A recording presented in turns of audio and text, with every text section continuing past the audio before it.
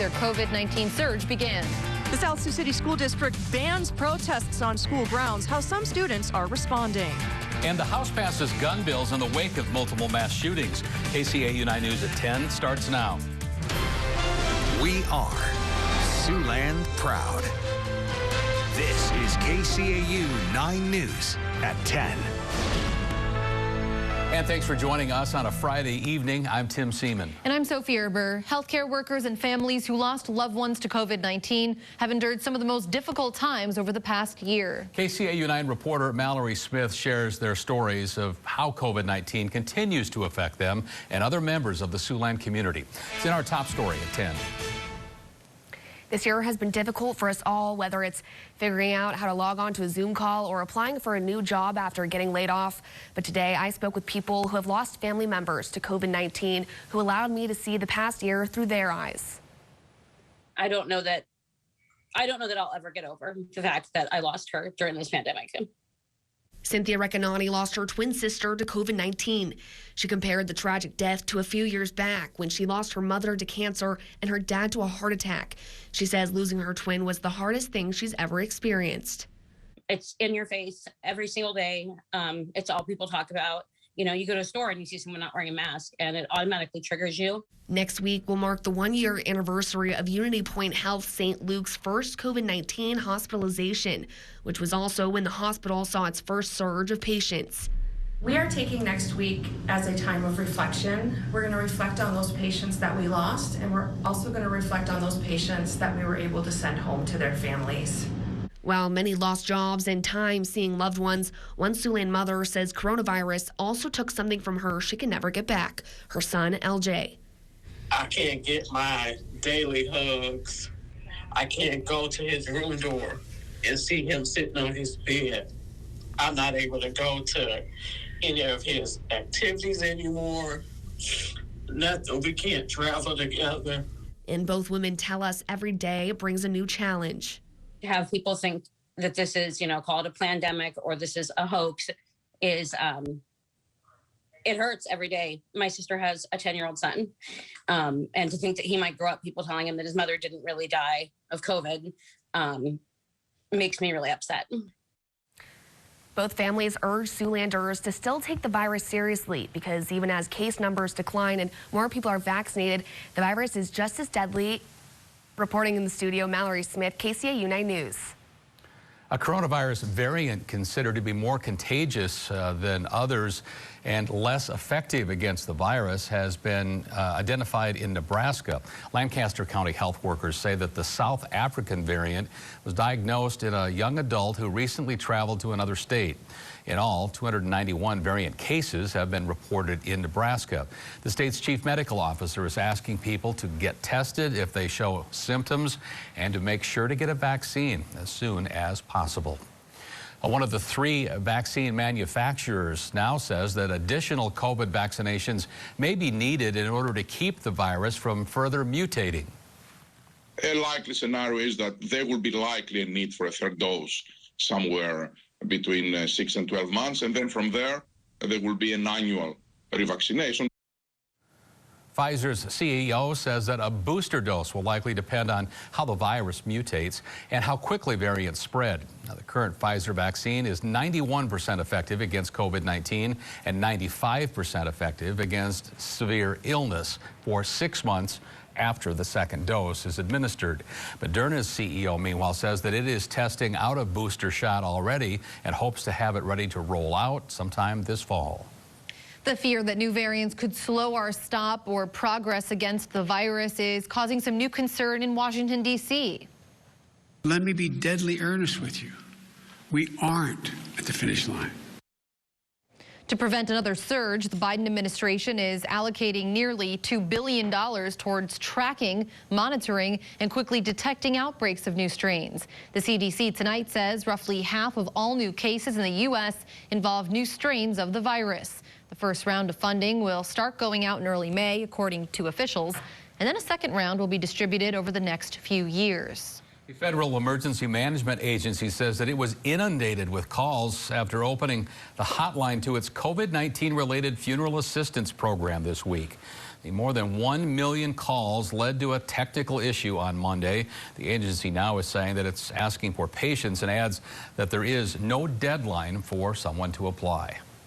Hundreds of members of law enforcement saluted the fallen sergeant this morning, saying goodbye to a person they served with for 27 years.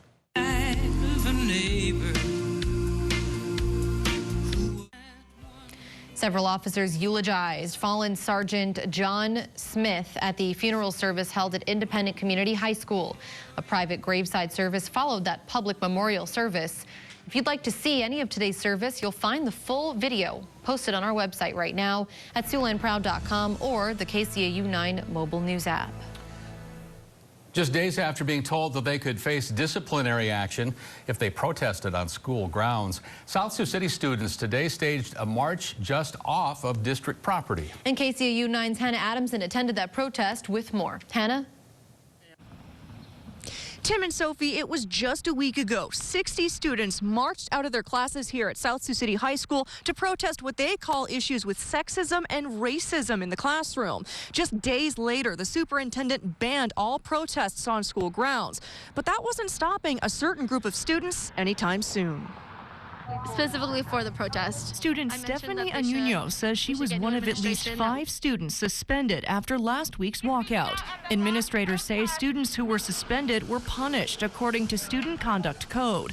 Anuno says administrators are trying to silence their voices. They even mentioned when I was in the office that I shouldn't post on any social media, that there's an investigation going on and I'm one of the students being investigated. That's why Anuno says she continues to walk with South Sioux City classmates, alumni, and community activists. The recent arrest of a former school district coach on charges of sexually assaulting a student also has raised concerns with some of those protesting Friday. Students are asking for Principal Odell and Principal Assistant Clausen to be resigning from any positions now or in the future. Some students have claimed the school district is threatening to bar them from prom and graduation if they continue to protest.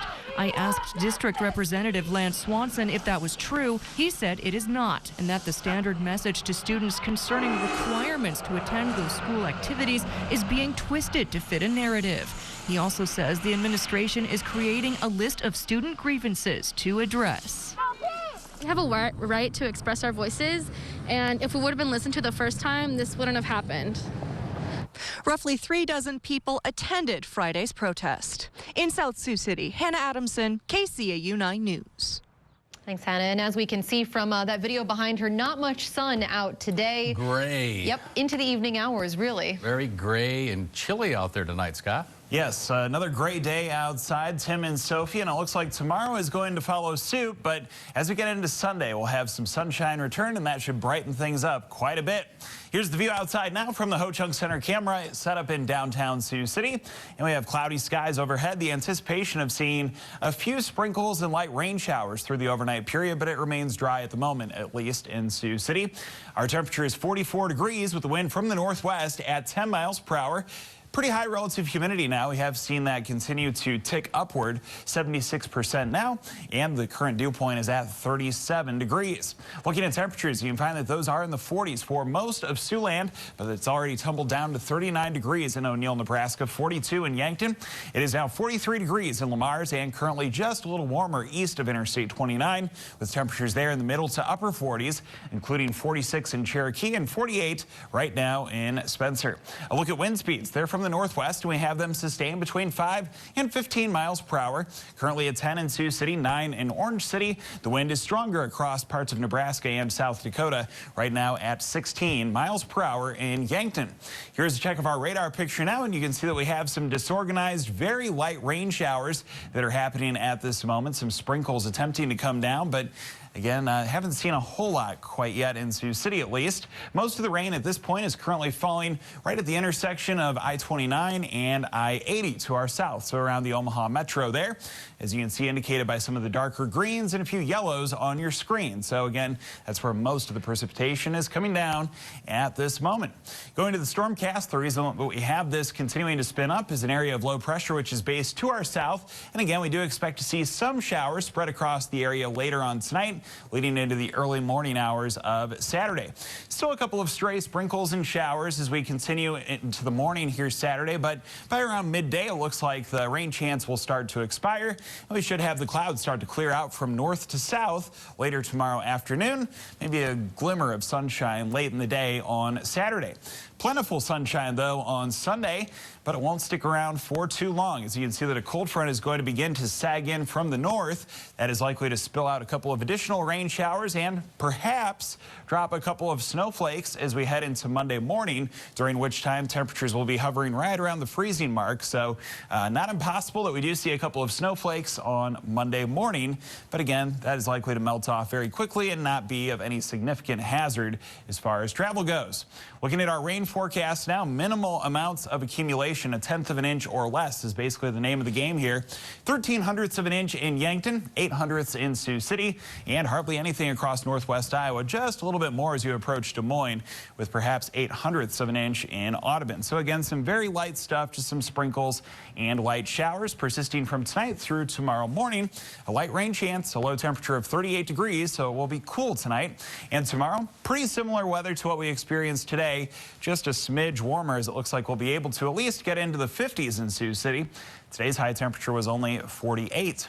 Here's the 9-on-9 forecast now. It shows that as we head into Sunday, we'll welcome back the sunshine and some slightly warmer air, too, as it looks like we'll achieve a high temperature of 63. That's about in line with what we should have for this time of year. The normal high temperature also 63 degrees.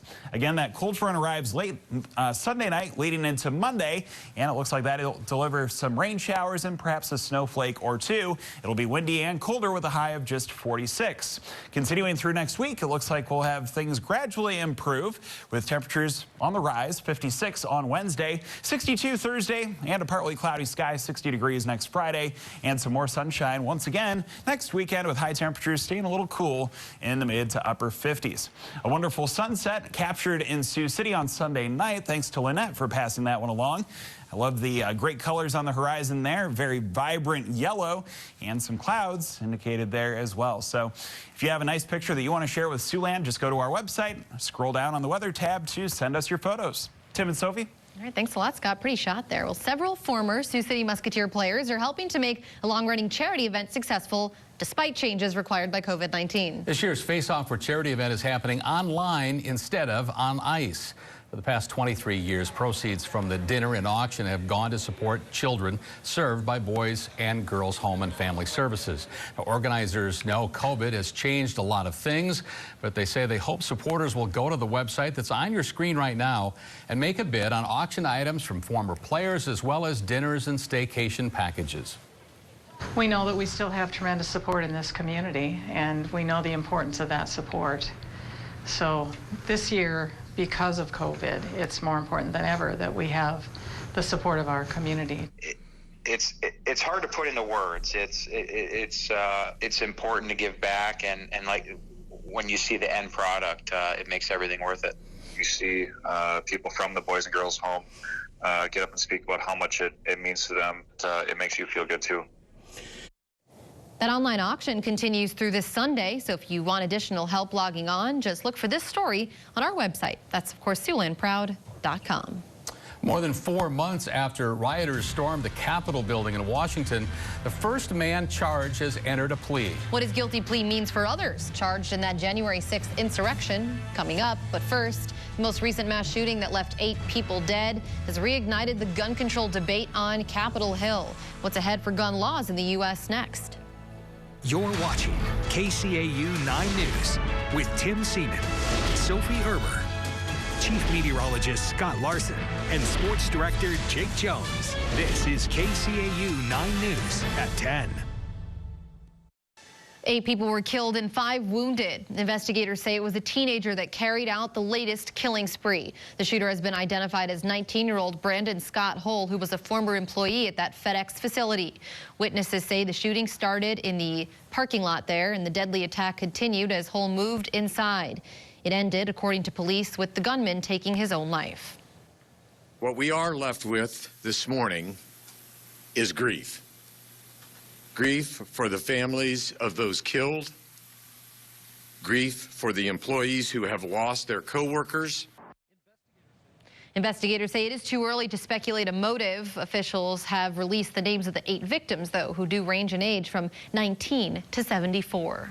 This latest mass shooting comes just a day after Democrats on Capitol Hill introduced new gun control measures, while House-passed gun bills sit in the Senate. KCAU 9's Kelly Meyer has a late reaction from Washington to the shooting and also what happens next.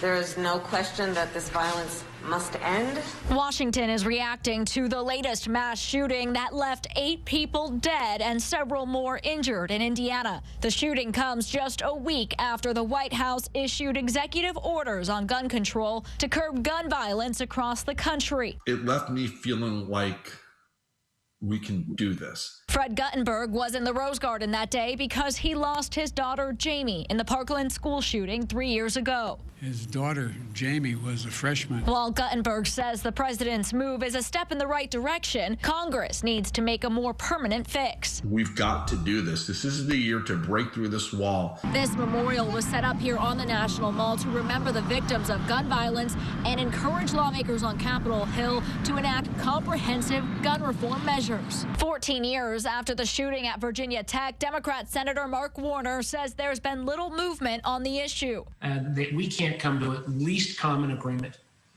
on something like universal background checks. Republicans like Florida's Marco Rubio say potential solutions need to protect rights and be effective. I think everyone is horrified by any time innocent people are killed by criminals. And I think the answer to that problem has to be things that work. House-passed gun measures are currently awaiting action in the Senate. Reporting in Washington, I'm Kelly Meyer. The first of 300 people charged in the January riot at the U.S. Capitol has pleaded guilty. John Schaefer, the man on the right wearing blue, has admitted to unlawfully entering the Senate chambers and obstructing an official proceeding. 4 other charges against the longtime member of the group Oath Keepers have been dropped. It's all part of a plea deal where Schaefer is required to work with prosecutors, including possibly testifying against other people who took part in that riot. It's a massive investigation. With so many charges, there have been no trials yet. Our investigative resources are quite sophisticated, and I know that the government is very committed. I would expect more charges and more arrests.